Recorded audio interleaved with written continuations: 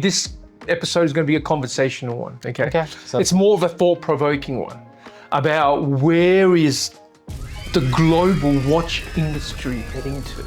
I guess this is spurred on with one of my other channels where I talk about the troop carrier, Daniel. As you know, you've been editing all our videos. And one of the subject was about Australian manufacturing, how a beast that is China making pretty much everything for everyone and better than anyone. And I've been looking at the global onslaught of the Chinese electric vehicle phenomenon, or the car making prowess phenomenon, right? Like BYD. Like BYDs of the world, they are pretty much in any car conversation vocabulary now. Right? Whereas, it was only a 5-10 years ago, people laughed at the idea of a Chinese-made car. 100%, yeah. You know what I mean? Tesla, and then just out of nowhere, BYD just passes it. Like, and now Tesla is nowhere to be seen with their ugly Cybertruck. Yeah. I did say that it was the ugliest thing in the world. Yeah. That it will die off. It was a fad. It will be a fad. Funny enough, I actually just got back from Hawaii for some bit of R&R. And there was, on the side of the street, there was one of the Tesla parked. But you can tell it's been in the weather for a while. It hasn't been washed. It wasn't broken in any shape or imagine, but it was just dirty. Yeah. And the first thing I thought came to my mind, you know what it reminds me of? I don't know if you're good folks in your home countries or wherever you're watching from, you've been to a public toilet and there's this massive stainless steel trough the boys pisses in. It literally looked like a freaking stainless steel urinal trough. Anyway, I digress. I always ramble on these things.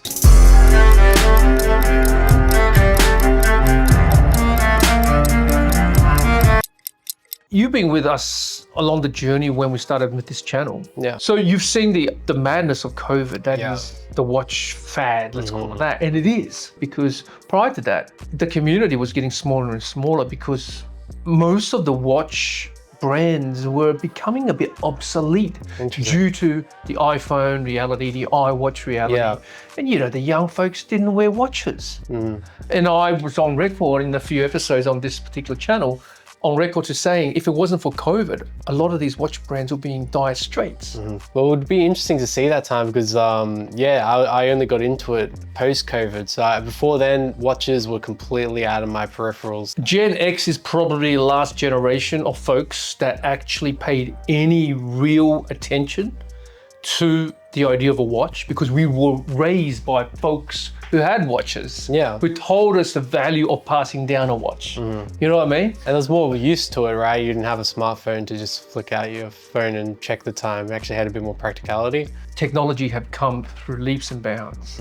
And this is why I say if it wasn't for COVID, with people sitting around home doing absolutely nothing, they got bored, they got this money to spend, and go, well, let me go buy a Rolex. And it's given that life support, those machines sort of, kick-started the industry again. Was it a renaissance of watches or mechanical watches to the society we're part of? Or was that simply at the back of the ambulance and the guy just shocking it back and, and it's come back to life, but it's going to flatline again? Yeah, there's actually an interesting phenomena. This is completely unrelated. It kind of just reminds me of that, like when people get close to dying, or they have this there's a term for it, but they have this short period of time. They could be comatose or anything, but they have this short period of time where they burst back to life and they seem completely how they were for a little bit of time, and then they just pass away. And that's the rest of your body's energy, you see? We are all made of electric sparks. Right, and it sounds very similar to what you're saying. Is that the correct analogy? Yeah. I'm gonna say sinister, and I think it is. Well, yeah. Let's just take Rolex, for example, right? They've got this new mega factory pumping out over 1 million watches a year at the price point, which, let's face it, the cheapest watch these days from Rolex is the $10,000 watch. Coming to a climate of this geopolitical instability around the world, the developing worlds are becoming developed, the developed world is shrinking down, generational shifts in every part of our lives. It's just not part of our lifestyle to begin with, right? Yeah. But more importantly, these companies have juiced themselves, steroided themselves to such an extent because of COVID that it's not sustainable. Yeah. You know what I'm trying to say? The demand won't be there for the supply. Exactly. How big are you going to get?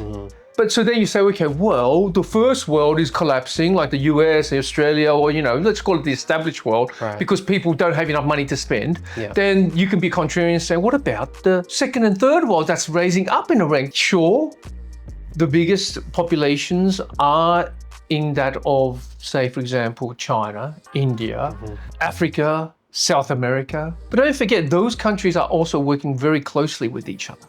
Closer than ever, thanks to Trump. Right? And this is where the electric car phenomenon is going to be a rather powerful vehicle for me to try and explain the point I'm trying to make here. China's gone from zero to hero very quickly from the electric cars. Not because they're just smarter, they're because they made some wise, if not a bit cunning decisions on welcoming overseas investment, i.e. Tesla. They understood what the technology was. Companies like Tesla would only be what it is if it had the good folks in China doing half the things for them. Right. Don't believe in the bullshit that they say, oh, we're made in USA. Believe me, a lot of the stuff will be made in China. 100%. If China wasn't a market, Tesla will not be what it is. It is a strategy by the Chinese to say, we don't need to conquer the world with bullets and tanks. We have not only learned from one country, because we have become the world's factory. Yeah. We have learned from everyone. And now we have this engine that's being oiled, that's being sharpened, that's being refined to a level that, let's face it, there is no real competition to them. Replicate. Well, they have the population, they have the infrastructure, they have the workforce, they have the work ethic, they have all of it built up over all this time. And only now people are realizing, oh, like how can you compete with that? You can't. You see, having one element is important. Yeah. Having two element is important. Having a lot of these pieces fall together to make the perfect picture. Yeah. That's the difficult part. Yeah, exactly. Oh, what about India? Well, no, India has the population. Yes, they've got one element. Right. Do they have the will? I'm sure they have the will. But what are they lacking? Infrastructure. Infrastructure. Yeah. The chaos, that's the judicial system of India, where any court case gets bogged down for years and years before it's heard. So then you say, well, people have been saying that China's communist, they're evil. There may be. But we're not talking about political right or wrong or that. You've got the political will in the system. You've got the population.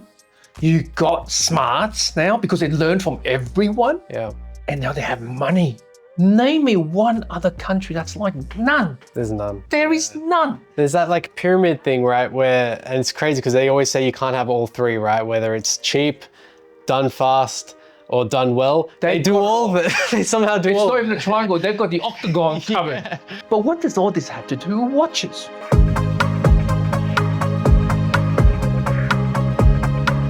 I have been consuming more and more content on YouTube talking about these clones, how the clone of these watches are becoming just almost inseparable. 25 years ago, look at a fake watch.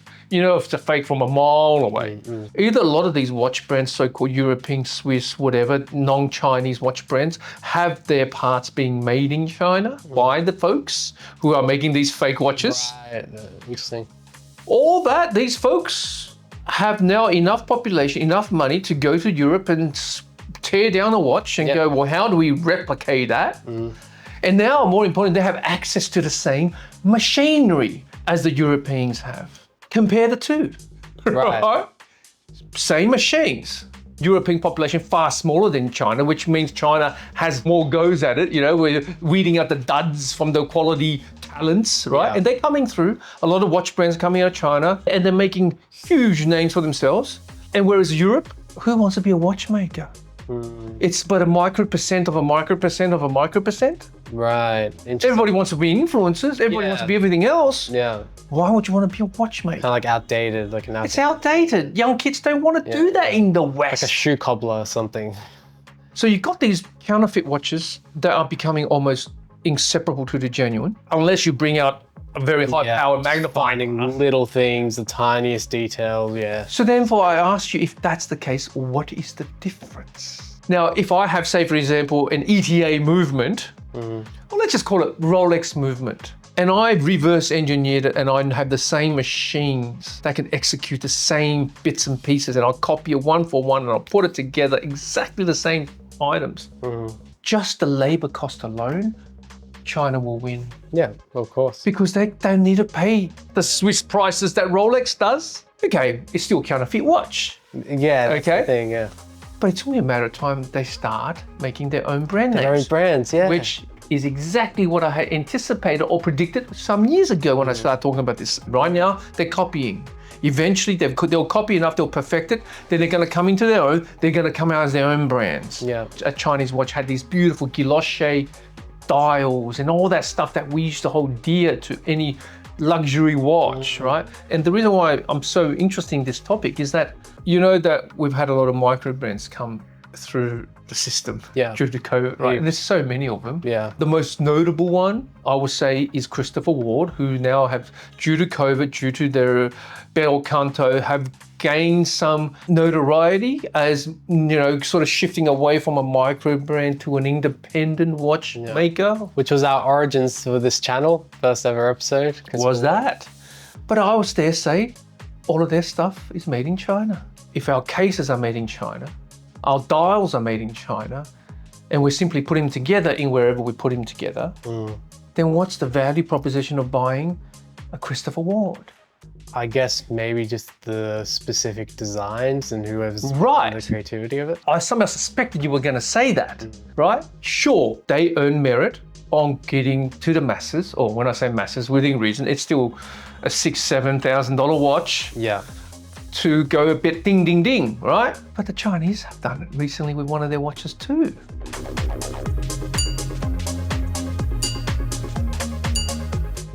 Chinese are doing flying tourbillons. Chinese are doing a lot more complicated watches at far more acceptable price level. But this is just the beginning. So my point is, the last bastion, which is ingenuity of design, the Chinese have already learned it because they're already doing it. Yeah. Albeit not in the most precise, perfectly executed manner, but that's only a matter of time. That's like talking about the fake watches of old. Yeah. So it's a progression. The traditional watch brands and market is freaking in dire straits. Right. Well, Rolex could be the new Tesla. I don't think there is a market for Rolex anymore. I don't think there is a market for any of the mass-produced watches anymore. Why? Because the younger generations don't care. And if they do, they don't have the loyalty towards these brands. Exactly. Right? Yeah. Now, when they have a bit of money in their pockets, sure, they might go, I want to buy Rolex because it's expensive. But now people don't have much money in their pockets. So they're going to go, well, firstly, I'll buy an iWatch. If I got more money, I'll buy iPhone, iWatch Ultra. If you're really that much into watches, you also know what the Chinese watches are. The Japanese watches, there is that one that only sells a few models. I forget the name, Onitsu, whatever. I think if you're a watch lover, guys, you know exactly what I'm talking about, that you have to buy through lottery and you can't even buy from overseas because they don't ship internationally or something. You'll be drawn to that because you would now have a better objectivity of going, well, this is a same product or a superior product because I know what goes into it. Right. And it's at a price point much better. Then as a young folks who are still interested in watches, they'll be like, why would I spend the money on that?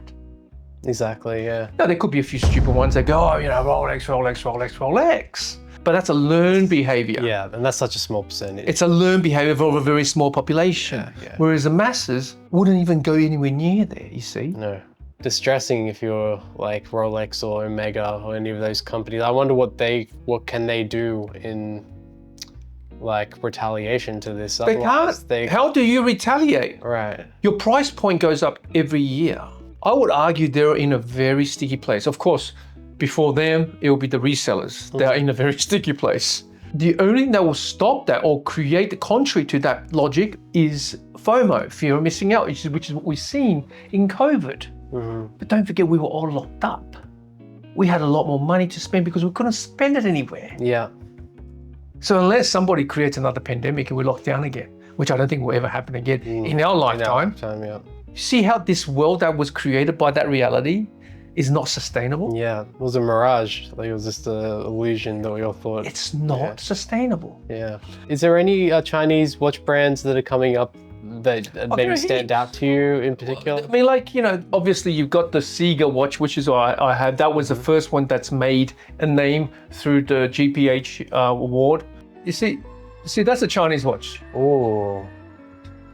I mean, like, you can go through so many examples. So that's a seagull. Retrograde? Retrograde, flying tourbillon, seagull watch. Wow. You know what I mean? Wow. 3 Chinese So my point Is is, that a ladder? that's a lot. Okay. Well, that stuff you probably don't want. So that's what you crap, Oh right? my God. You can go through the highest of high horology in China Yeah. to the most tackiest of tacky watches, right? They've got the entire market covered.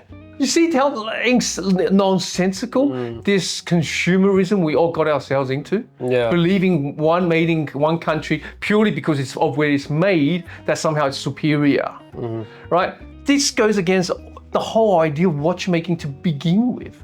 How many folks know that Swiss made was not even regarded as quality when it first started, right? The real watchmakers of old were English, were French, were, I would argue, maybe even Germany. Those were the real watchmakers of old, where you had some aristocrat or a gentleman that would go to a watchmaker and would commission a watch, or go to a brand. They say, look, I want you to make this pocket watch for me with this design and so forth, or I want this for this purpose. Some old fella is literally, making it into the shape, melting the gold or whatever, is putting it together for you. Makes sense. How many watches are made like that these days? Zero. Yeah, zero. Zero. 0.00000. I don't even know if there is a watchmaker that will still do that. Yeah, probably not. By and large, most of it will be machine made. Sure, would there be some hand polishing and hand carving, engraving? Yes, upper echelons, the Langes of the world, the Pateks of the world, I'm sure, right? And there's some more independent brands that's very high caliber, Gurbel, Forsey, or whatever the guy's name is. There are some examples of that, but they are a microcosm of this whole game we call the watch game. Exactly. This episode really has no destination other than it's just a whole lot of pondering. Anyway, thanks for watching, guys. Like, subscribe, and comment. I'll see you next time.